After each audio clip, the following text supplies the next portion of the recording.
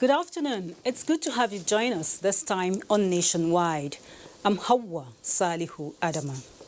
Our starting point today is the legislature. The senators re-emphasized that the money that will be realized from the amendment of the Deep Offshore and Inland Basin Production Sharing Contract Act will significantly fund the 2020 budget deficit. At the resumption of budget consideration, senators were particularly concerned about sources of funding the budget. They also observed that allocations to defense and education sectors need to be improved. Senators expect a rejuvenation of development banks so as to enable the financial institutions assist in the level of GDP growth. The legislators again commended President Muhammadu Buhari for timely presentation of the budget, but harped on the need for improved financial releases and implementation. Meanwhile, the need to be more innovative in revenue generation was central to the debate on the 2020 appropriation bill at the House of Representatives. The lawmakers pointed to potential that abound in Nigeria, which when harnessed could provide what's required to fund the budget, especially key areas. The bill, after being put to a vote, passed second reading and was referred to the Committee on Appropriation and other standing committees. In the meantime, House has adjourned to the 29th of October 2019 to enable committees engage MDAs on budget defense. The House, during plenary, also honored the winners of the Best Principal and Teacher Award for 2019. We will bring you more details in subsequent bulletins. Building a Nigeria with a viable revenue generation, experts say, is key to achieving the desired growth and actualizing the about 11 trillion naira 2020 budget. This was the position of guests on NTA's Good Morning Nigeria, which focused on the 2020 appropriation bill. Oluseye Adeagu reports. There is a need to drive revenue, for this country. For these guests on NTA Good Morning Nigeria, all key parties will sincerely work towards addressing challenges in abating the growth of the country's revenue. They described as necessary the recently approved increment of the value-added tax, VAT, from 5% to 7.5%, while also welcoming President Muhammadu Buhari's initiative in setting up an economic advisory committee. And I'm happy that the economic team recently established has met with the president, and I hope one of the things they will come out with, in addition to fighting the issues of poverty in Nigeria, should be a lot on how we can generate revenue without putting much pain on the populace. The major fault line of this budget will be for us not to understand that any wrong expenditure that is not linked to now being able to now develop what you call demand-driven and result-oriented infrastructure programs and outputs would be pouring water down a long drain. Former Chairman House Committee on Finance, Babangida Ibrahim, explained that the legislature will keep working harmoniously with the executive towards the realization of the 2020 budget, as well as strengthening public-private partnership. Involving private partnership, because if you have infrastructure decay, government alone cannot sustain and provide solution for infrastructure. So by engaging the private sector, I think it will go a long way in mitigating the challenges we have with infrastructure. The guests commended the early presentation of the 2020 budget and its target of completing existing projects as well as meeting the needs of Nigerians. In Abuja, Oluseyi Adiagbo, NTA News. To other matters now, logistics needed for the November 16th governorship election in Kogi State are fully deployed and INEC is good to go. This bold assurance is coming from the INEC chairman, Professor Mahmood Yakubu, as he led members of the election management body to inspect non-sensitive materials in the state. Polling units must open at 8 in the morning, and I can see from the arrangements we have made, I'm confident that we'll beat that target. We don't want Nigerians to wait for us. We want officials of the commission to wait for voters to come on election day. We'll keep our eyes on this to ensure that all the ad hoc staff that we engage for the elections are paid fully and promptly. Mayor Ogidi reports that after the inspection, a stakeholders meeting was held where representatives of the 23 political parties and some of their candidates, security agencies and civil society organizations came up with recommendations for a smooth exercise. And still on electoral matters, Nigerian electoral legal framework requires amendment with a view to addressing issues of high number of free and post-election court cases, number of political parties and democratic impunity. These are some of the issues deliberated at the Senate committee meeting with the chairman of INEC, Professor Mahmood Yakubu, on preparations for the Bayelsa and Kogi governorship elections. National Assembly correspondent Abdullahi Aminu reports. Experiences of the 2019 general elections and suggestions on how best to improve the country's electoral processes were also part of the deliberations. The senators seek to know the source of funds for implementation of the two gubernatorial elections in Bayelsa and Kogi states and other elections caused by unprecedented situations which the INEC said they were contained in the 2018 budget. We have also made provision for recall and referendum. And distinguished senators, you may wish to know that yesterday we received a letter from one of the states asking for the register of voters to initiate a recall of one of the members of the National Assembly. We are not senators of APC or PDP, we are senators of the Federal Republic of Nigeria. We need to do our job. So for this election we are conducting in Kogi and Bayelsa, we will survive those elections. We will go before the day of the election, see how prepared you are on the election, and also go on the day of the election too, and observe what we are doing. The INEC says 9 out of the 14 activities for the two gubernatorial elections have been accomplished, while the Interagency Committee on Election is attending to its security and risk assessments. Meanwhile, Chairman Senate Committee on Tertiary Education and TED Fund Ahmed Baba Keita at an inaugural meeting assured commitment to complement the federal government's effort to address lingering issues bedeviling the country's education sector. We don't have any reason to give Nigerians an excuse on some of these issues. The committee members were emphatic on the need for all hands to be on deck in support of President Buhari-led administration to achieve its target of addressing educational challenges facing the country. From the National Assembly, Abdullahi Aminu, NTA News.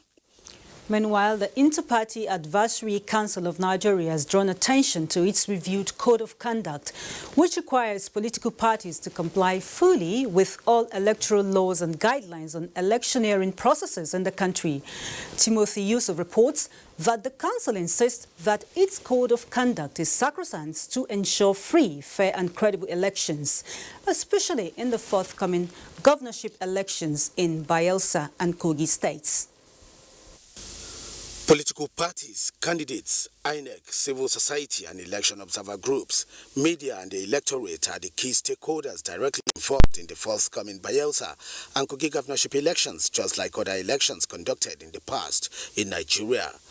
The second executive meeting of the 9th National Executive Committee of the Inter-Party Advisory Council of Nigeria harped on educating these critical stakeholders on the need to avoid misinformation, hate speech and all forms of communication which generate discord to circumvent the off-season governorship elections which are fast approaching in Kogi and Bayelsa states. This country belongs to every Nigerian citizen, and we must act in a moderate form that the future generation will see that politicians are meant to give direction for good governance and development. A non-governmental organization under the banner of National Peace Campaign in a related development is also canvassing for collaborative efforts to ensure hitch-free elections. Election is not about violence. Democracy, as a form of government, depends on the people, the will of the people. And where political violence becomes the order of the day, the people will not be able to exercise their franchise. The group says ambition for development cannot be fueled through thuggery, conflict and campaign of calumny, as all hands must be on deck to pull the nation on a fast track to progress. In Abuja, Timothy Yusuf, NT News. We now join Hingino on standby in Lagos to update us on the suspension of UNILAG lecturers. Over to you.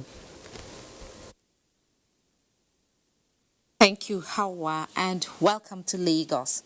We begin here with NAPTIP.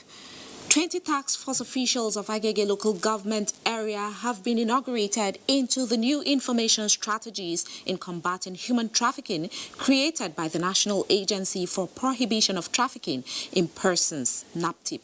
Diana Ajale reports that the move is aimed at strengthening capacity of Lagos State to fight against trafficking. Ignorance has been identified by experts as one of the reasons why people fall into the trap of human traffickers.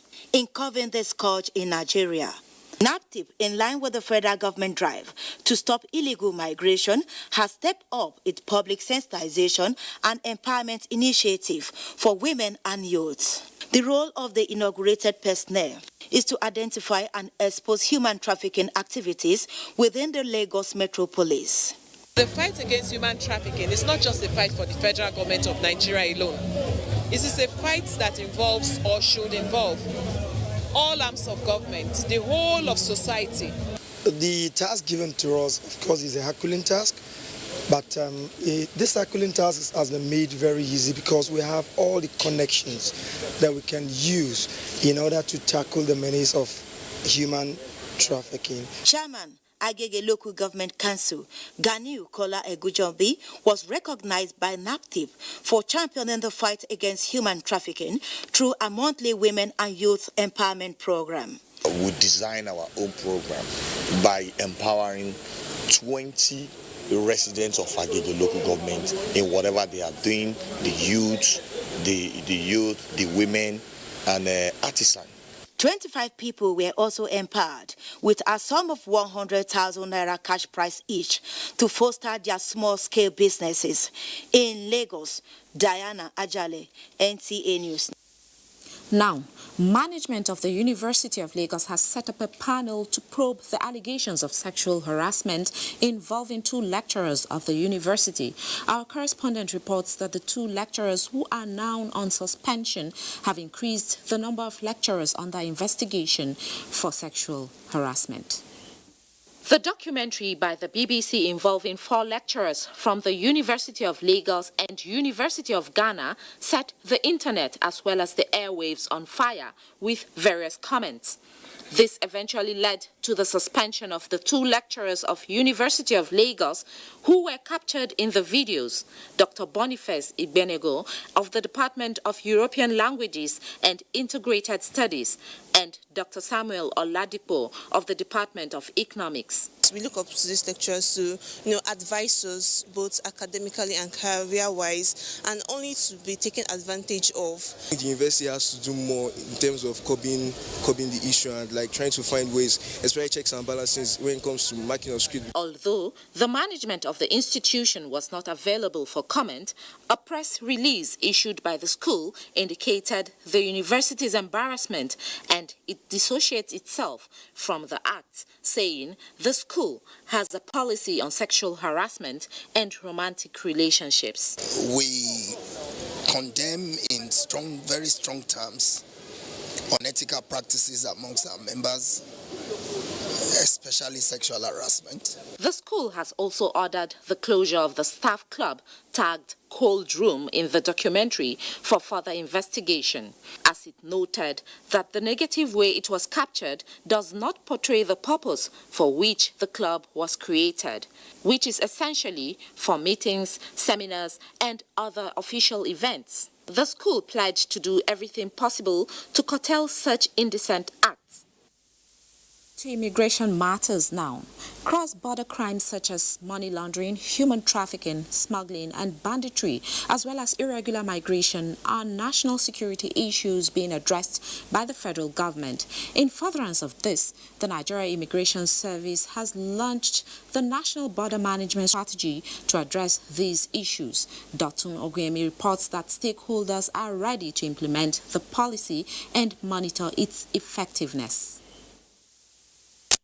Presented to the Minister of Interior, Rauf Aregbesola, on the 30th of August this year, the National Border Management Strategy document is anchored on achieving 5 goals, which are national security, national economic development, promote social harmony, human capital development, and implement an integrated border management concept. Spanning 2019 to 2023, the Nigeria Immigration Service and its development partners are focused on achieving these goals. The action plan, in collaboration with relevant stakeholders, will adopt technology and border management information system across land, sea, and air borders. There are implementation plan with a milestone, and the measurement will be done through continuous interagency collaboration of members of the Stakeholders Forum on Border Management. With assistance from the International Organization for Migration, about 15,000 irregular migrants have returned to Nigeria from 11 countries. The organization expresses its concern for migrant protection, reintegration, and return management. Such cooperation will no doubt lead to enhanced coordination on all issues related to effective and efficient management of our borders, the aim being to ensure safe and orderly migration. It is also to provide an effective and efficient border management system across borders in the country. In Lagos, Dotun Oguyemi, NTA News. That's our contribution from Lagos. Nationwide continues after the break. Do stay with us. Let's come together as we celebrate the uniqueness of our cultural diversity, showcase our creativity and ingenuity. It's the National Festival for Arts and Culture, NAFEST 2019, in the ancient city of Benin, Edo State, the heartbeat of the nation. Theme, our royalty, our pride. Holding 19th through 26th October 2019. Highlights will include drama, children poetry performance, essay writing competition, crafts competition, indigenous cuisine, traditional wrestling, indigenous fabrics in royal apparel, cultural quiz competition, board games, and lots more. Oh yes, it's the National Festival of Arts and Culture, NAFEST 2019, Edo State, Nigeria, holding 19th to 26th October 2019. We are celebrating our heritage. Otumba Olusegun Onshewe, Director General, National Council for Arts and Culture, announcer. Film editing and television production techniques are wonders of the tube that you get with continuous training and retraining. NTA Television College Jos therefore invites film editors and producers in public and private television stations to a special 4-week intensive course on film editing and basic television production. Date 14th October to 8th November 2019. Course fee 100,000 naira per participant. Accommodation inclusive. Venue NTA TV College, Rayfield, Jos. Take advantage of the course to upgrade your professional skills in film editing and television production. For inquiries, please call 0803-314-4383 or 0806-980-9807. NTA TV College, Jos, training you to be the best you want to be. Get ready to be motivated. The Motivated Challenge is back. Bigger, better, and bold. Now featuring 30 contestants from 5 African countries, all grabbing that multi-Guinness B vitamin goodness that fuels your greatness. Ghana, Nigeria, Cameroon, Cote d'Ivoire, and Ethiopia. Which country will claim the $20,000 grand prize? Brought to you by multi-Guinness. Packed with B vitamins to fuel your greatness. History was made in Africa with the birth of the first television station, WNTV, in Ibadan, Nigeria, on October 31, 1959. I have great pleasure in formally launching Western Nigeria Television, first in Africa. Television in Africa clocked 60 this year. It's time to celebrate this remarkable achievement. Various activities are lined up. Photo exhibition, a colloquium, public presentation of broadcasting books, and a gala night. Be part of these events, powered by Foundation for Ibadan Television Anniversary Celebrations, FITAC.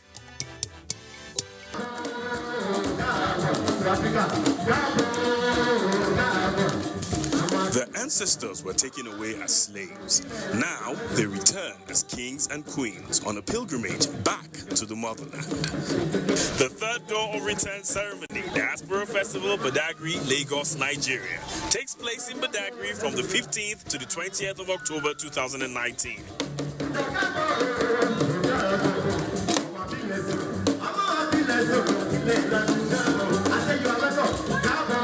For details on participation and sponsorship, contact the following.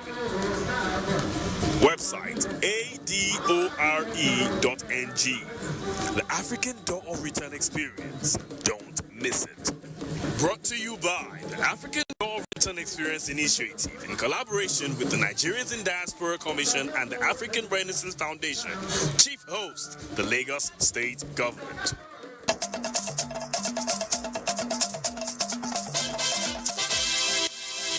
Thanks for rejoining us. It's nationwide.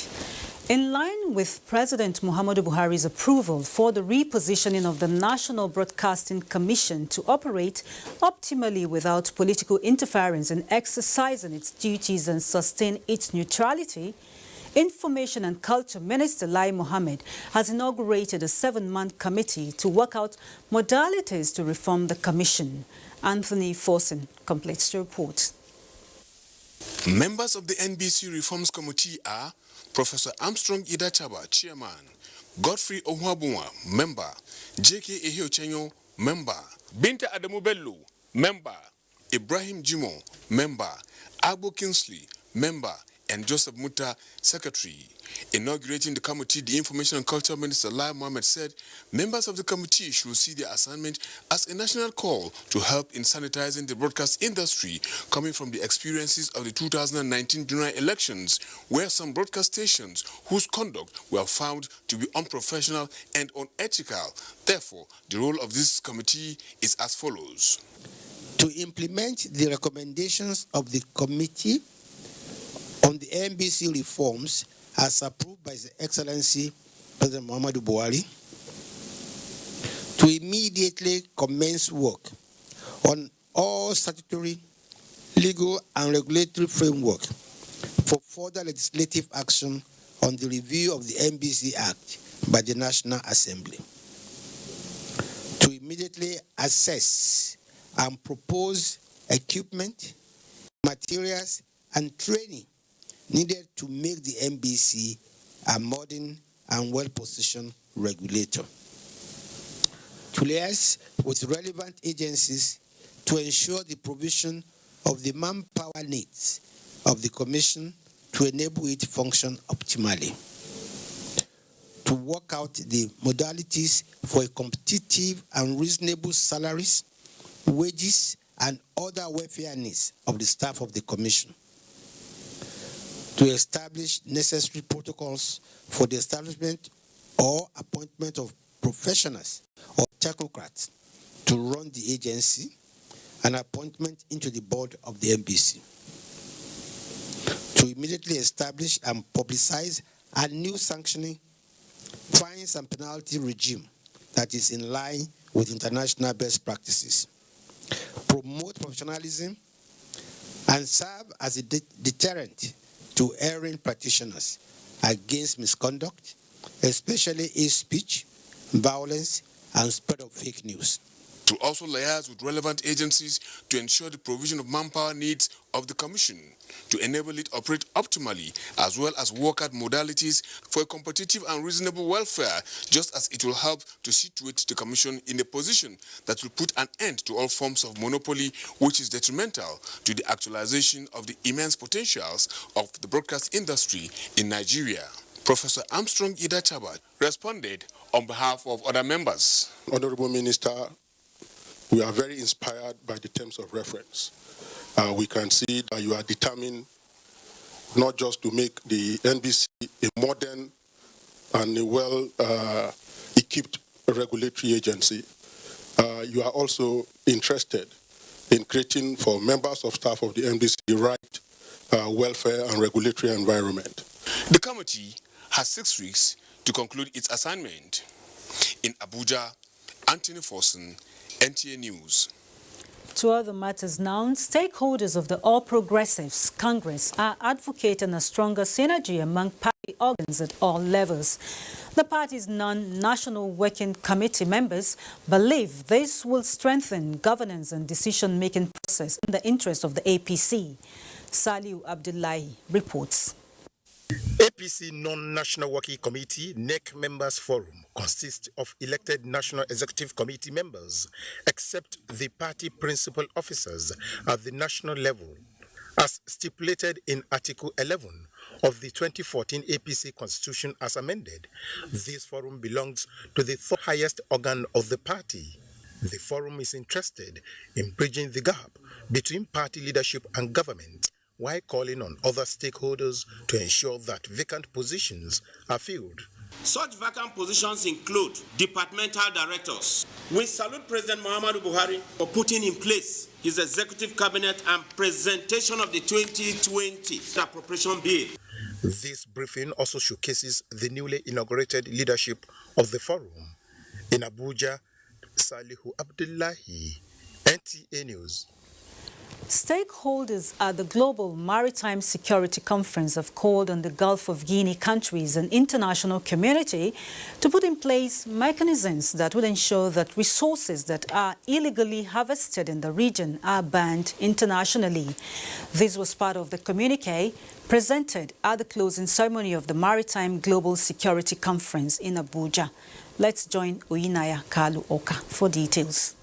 The Gulf of Guinea spans several thousand kilometers of coastline, and it is key economic resources for the region. Insecurity, however, has been a major challenge affecting its economic potential. For 3 days, more than 500 delegates from about 80 countries deliberated on ways of tackling the insecurity challenge. We are constantly being threatened by these pirates in the sea.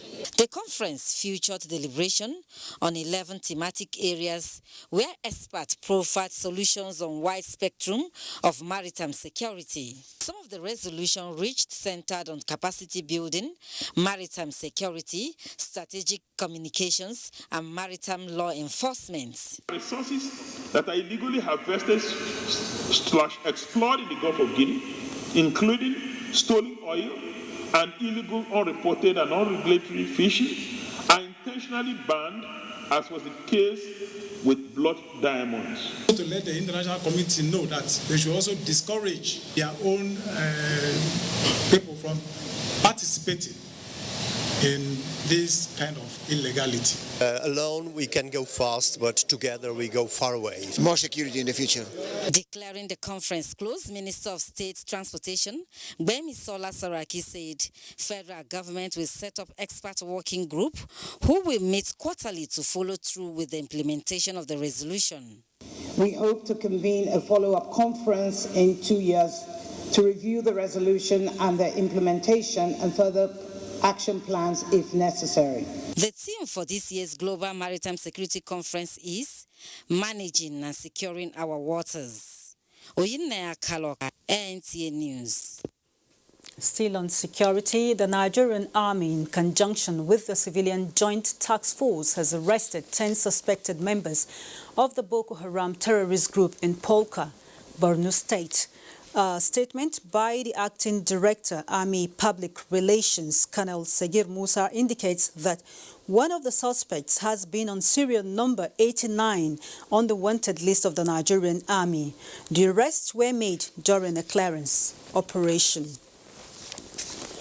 And the media has been urged to give prominence to the successful degrading of the Boko Haram insurgency by the Buhari administration rather than focus on isolated antics of the fleeing terrorists.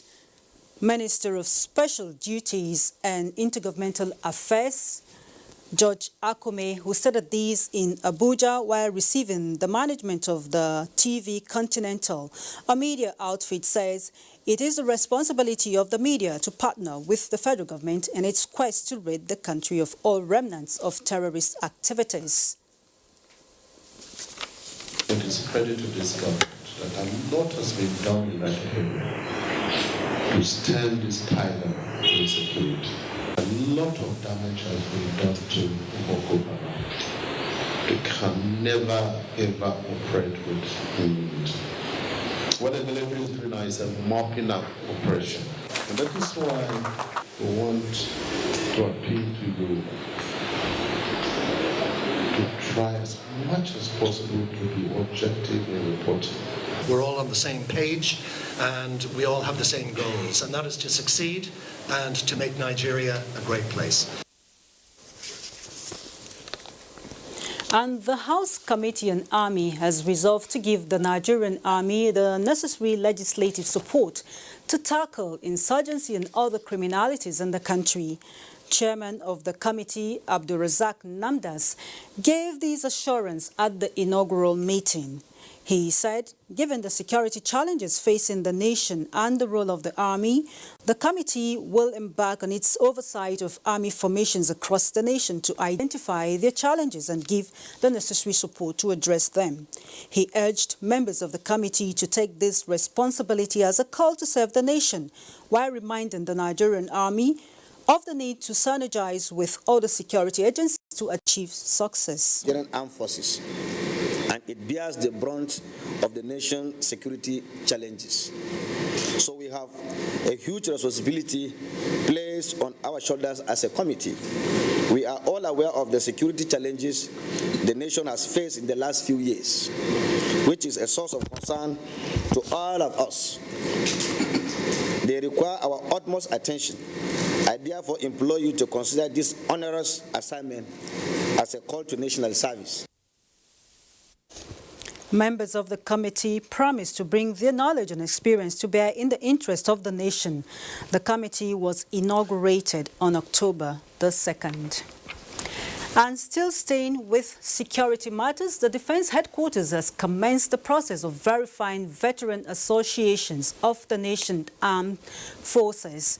The Chief of Defense Staff, General Abayomi Olonishakin, reveals that this is necessary for effective communication and welfare delivery to the veterans. Defense correspondent Ismail Musa reports. The proposed unification of the 14 existing veteran associations comprising retired members of the Army, Navy and the Air Force, the Defense Headquarters notes, will enhance the utilization of the potentials of members and improve provision of welfare packages by the federal government. Such synergy could be channeled towards improved engagement of veterans in matters germane to national development, security, and welfare of members of the association. The CDS had also directed the review and presentation of the Nigerian Legion Act, number 37 of 1988. It is humbly prayed that the 9th National Assembly will, as part of its contribution towards the unification efforts, amend the reviewed Nigerian Legion Act 1988, the Veterans Federation of Nigeria Act. In another event, the United Kingdom Defense Attaché to Nigeria was at the Nigerian Army Headquarters Abuja to seek ways to collaborate and enhance synergy between the militaries of the two nations. How can we help Nigeria meet some of the key challenges that you face going forward? And really that's the sort of key purpose of the mission. About 700 British military training team, BMAT, have been engaged in the training of members of the Nigerian Armed Forces since 2015.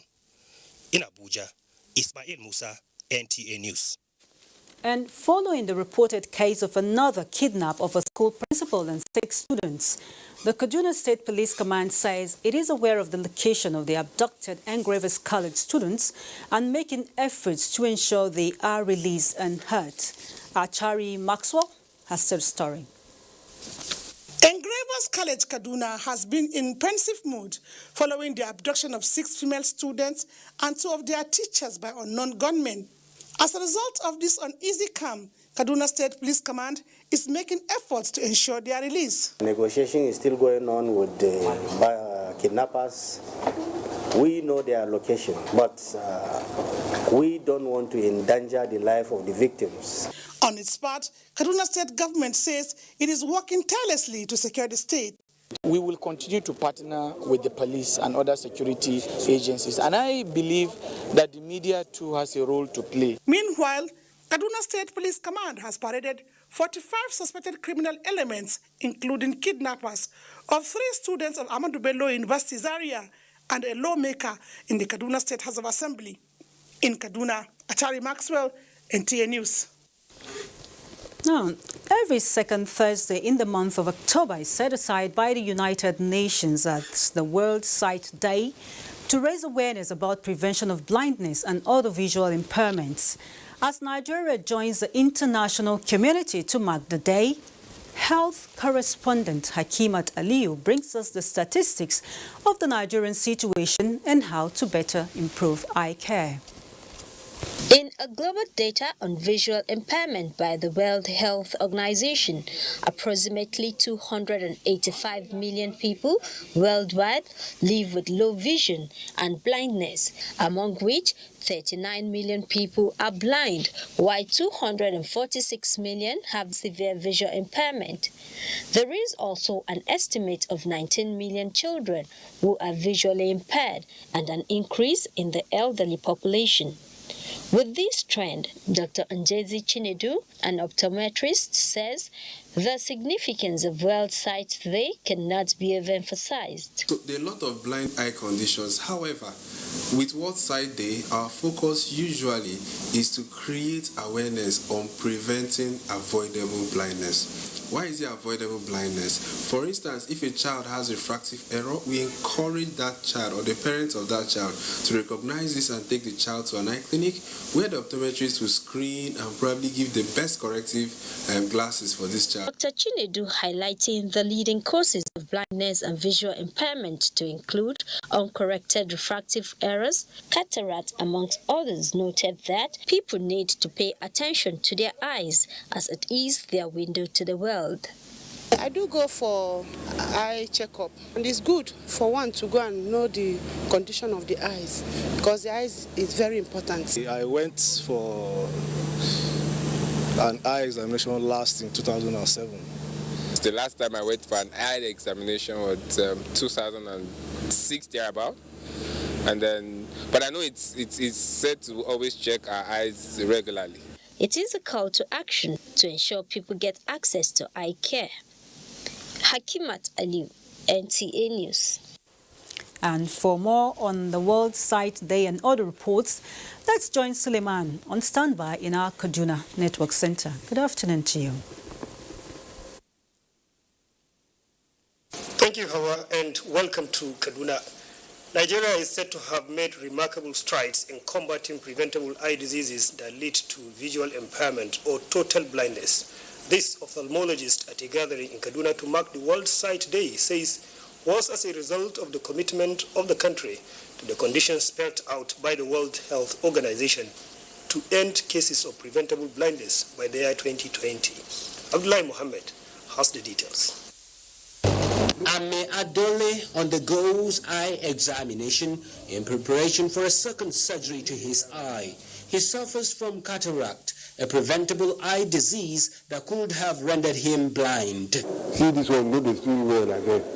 When begin well, me now have to be compared to her. He is not alone. A survey has it that about 4.25 million adults in Nigeria are suffering from different kinds of visual impairment. This number, medical experts say, could have been significantly minimized if the habit of periodic eye examinations is inculcated. That explains why Professor Abe Emmanuel Raphael, a specialist ophthalmologist, put forth the need to make it mandatory for foundation schools across Nigeria to conduct periodic eye examination on school children. By examining their eyes, conducting vision tests, it is easy to isolate those who have various types of eye diseases. It's cataract. It's still the commonest cause of blindness in Nigeria and worldwide. Though cataract and glaucoma top the list of the causes of blindness, eye care specialists say visual impairment resulting from diabetes and high blood pressure are presenting a new challenge in Nigeria. The eye is the most important sense organ in the human body. Skin is the outer covering of the body and it protects the body. There was a debate as to whether the eye is the most important organ of the body. The debate was hot. But who knows that better than these patients here who are suffering from one ailment or the other that relates to the eye? In Kaduna, Abdullah Muhammad, NTA News. Thank you, Abdullah. The current efforts to improve or rise production value chain in the country has received another boost with the signing of agreement between Jigawa State Government and Hunan Province in the Republic of China. Ibrahim Belagunda tells us more from Dutse. Jigawa State is blessed with abundant cultivable land conducive for the implementation of federal government's rice production initiative. This agreement, attracted by Governor Muhammad Badar Abubakar, will involve the cultivation of hybrid rice, agricultural research, and introduction of mechanized farming to Jigawa rice farmers. This is very important for the country, looking at our present yield per hectare. The hybrid rice that we are trying to produce in Jigawa is doing between 7 to 16 tons per hectare in Hunan Province. The project, to run for 5 years, is expected to be extended to sesame seed cultivation as well. From Dutse, Ibrahim Belagunda, NTA News. Federal government has taken practical steps to help farmers in Kano State to overcome tomatoes glut through Anko Borrower scheme. The measure is to halt importation of its pest. Muhammad Rabiu Ali reports that the federal government is concerned about lack of modern methods of tomatoes preservation among farmers. His report is presented from our studio. Nigeria is holding signposts of progress in tomato production, which places the country as the second largest producer of fresh tomato in Africa, with production capacity of 1.8 million tons, representing 10.8% in the region, and 14th in the globe with 2.3 million tons. Despite these enormous potentials, the country continues to rely on importation of tomato paste to meet its domestic demand. Tomato farmers in Kano have been making effort to reverse the trend, but continue to suffer setbacks on account of subsistence nature of tomato farming and poor preservation methods. These constraints prompted the federal government to support tomato farmers through Anko Borrower scheme. The arrangement is government will assist farmers to bridge the post-harvest loss being experienced. This time around, under this project, 300,000 or 500,000 pieces of plastic crates is going to come into this project. You know that it will reduce the post-harvest loss to the minimum. Experts are of the opinion that by the year 2023, the country will be exporting tomato to other African countries with the support of present administration. In Nigeria, we have all the potentials and we have no business importing any food item in this country. The aggressive campaign embarked upon by the federal government to encourage farmers to scale up tomato farming aims at halting import and be self-sufficient in tomato production. And that does it from Kaduna. It's back to you, Hawa, for more on Nationwide. Good afternoon.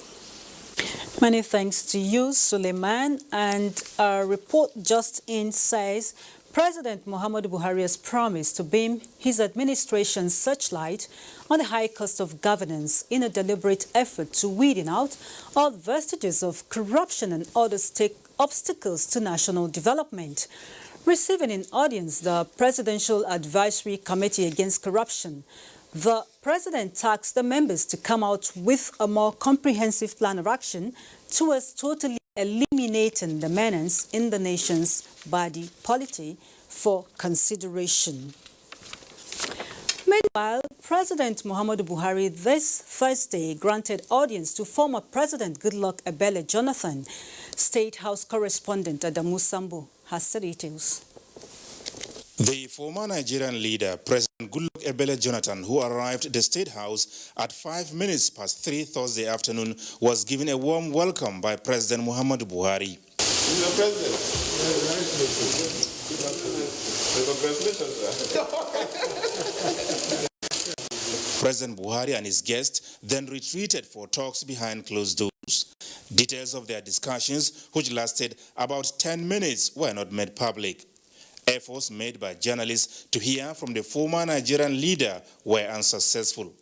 This is the second formal engagement between President Muhammadu Buhari and former President Goodluck Ebele Jonathan since coming to power in 2015. The first was on the 3rd of August 2016. Former President Goodluck Jonathan, however, attended the National Council of State meeting once under the Buhari presidency. From the State House, Adamu Sambu, NTA News. Possibilities are being explored by the Nasarawa state government to develop a local rail transport system between the Kefi-Abuja axis so as to provide an alternative to hundreds of commuters to ease pressure on the road. Abubakar Usman Akwanga brings the details. The partnership, according to Mr. Sargo Kurbanov of Transmash Holding, is to reduce travel time and create alternative transport routes. He says the firm specializes in different areas the state will find viable for its industrialization policy and pledged commitment to sustain synergy. And we are happy to have this opportunity to meet you now, as we see it as a perfect timing for the upcoming events, to be able to closely cooperate with your state on different projects and the ones that we have been discussing already. Governor Abdullahi Sule appreciates the initiative, which he explains will further entrench the administration's blueprint on economic development of the state. This relationship is going to be a three-legged relationship: the state government, the federal government, and your company. And we are going to meet with the minister. I will hear what he discussed with you, and then we will open this discussion from there. He says the state is ready to collaborate genuine investors with concern to create effective platforms for economic prosperity of the state. In Lafia, Abubakar Usman Akwanga, NTA News. And Kemi in Ibadan is next on our lineup. Good afternoon to you, Kemi. Good afternoon, Hawa, and welcome to Ibadan. The Kwara State Task Force on Immunization and Primary Healthcare has been inaugurated with a mandate to stamp out polio and strengthen access to primary health care in the state. The committee was inaugurated by the state governor, Abdurrahman Abdurazak. Raliat Ibrahim has details. 3 years ago, Nigeria joined the League of Nations that had been declared polio-free until there was a resurgence of poliomyelitis in Kwara State early this year. This task force is therefore mandated to provide political support while mobilizing necessary resources for the implementation of both routine and supplemental immunization activities in the state. The presence of active task force on immunization is a prerequisite for quality polio campaign and routine immunization service. The role of the task force, amongst others, is to coordinate, supervise all polio eradication initiatives and activities, in particular primary health care in general, in line with recommendations from the state technical team. Other members of the task force are Chairman House Committee on Health, representative of the Ministry of Health, as well as representatives of various health and advocacy agencies. Raliat Ibrahim, NTA News. Journalists have been admonished to use the media to foster harmonious relationship among Nigerians and project the image of the country positively at all times. Veteran journalists said these at a forum in Iwo, Osun State. Correspondent Shola Wahid brings us details. The media are communication channels through which news, entertainment, education, data or promotional messages are disseminated. It includes every broadcasting and narrowcasting medium such as newspapers, magazines, televisions, radios, internet, billboards, among others. Users of the media are urged to always avoid content such as hate speech and fake news that could trigger violence and cause loss of lives and destruction of properties. For this country to be well secured and for it to develop, we need to manage our process of communication. We must talk to ourselves and we must give voices to the Nigerian people. Media in all the processes, identify the cause, identify the source, propagating the roadmap for enhancing security. There are ways of using language to ensure that it builds the society instead of destroying it. In Ibadan, Shola Wahid, NTA News. You're still watching Nationwide. More reports after this time out. Stay with us. Hooray! NTA Abeokuta is 40. Come, let's celebrate 40 years of impressive TV broadcasting at the grassroots. On Thursday, 17th October 2019, there'll be a lecture titled Lens and Sound, Television, a tool for social reorientation and good governance. Guest lecturer, Professor Oluyemisi Oluremi Obiladi, Professor of Education and Women's Studies, Obafemi Awolowo University. Special guest of honor, His Excellency Prince Dapo Abiodun, Governor of Ogun State. Royal Father of the Day, His Royal Majesty Oba Adedotun Aremu Gbadebo, the Alake and Pramontrola of Egbaland. Chairman of the occasion, Chief Olatunde Anyela Abudu, Mayegun of Egbaland. Chief host, Malam Yakubu Ibn Mohammed, Director General, NTA. Other activities lined up for the occasion include an array of awards to distinguished entities held to walk on Saturday, 12th October 2019, while a novelty match comes up on Tuesday, 15th October 2019 at MKO Abiola Stadium. Come, celebrate 40 years of impressive television at the grassroots with us and take NTA Abeokuta to the next level. Thank you. Thank you, sir. Please, did you hear that? Of course I did. That is Village Elmaster tune. So, Auntie Amebo was not gossiping then? Village Elmaster is celebrating 50 years. 50? Already? Wait, you mean people have been watching Village Headmaster since 1968? How time flies. I have retired, but not tired. And 50 years now. So because of that, we won't get big party. New date, now 28th to 29th October 2019. Now me, I'm a body invite you now, and my belly just is sweet. Because I don't say all those people they drink my party, then go come drink the tombo again. And me, radio Jamebo, they call you now. They could not forget it.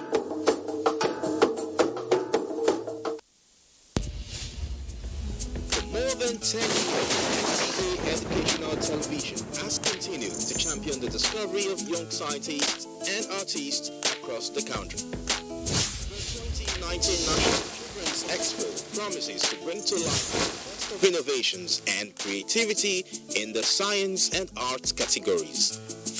promoting unity and innovations in youths as agents of change through science and arts.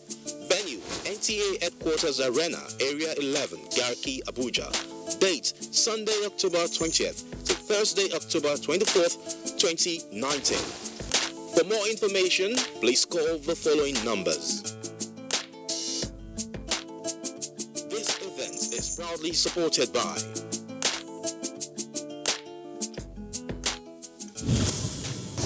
NTA ETV, promoting learning.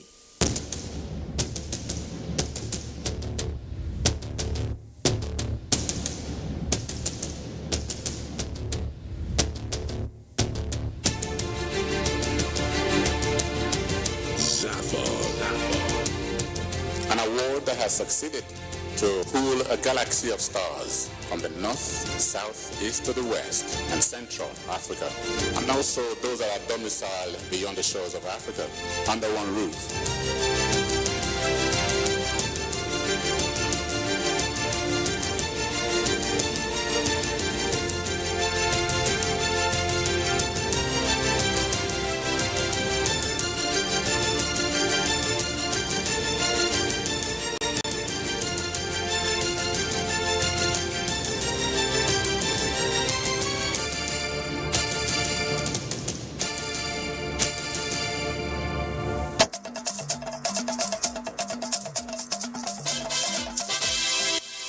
Thanks for rejoining us, and sports is next with Tamara Ebiwe.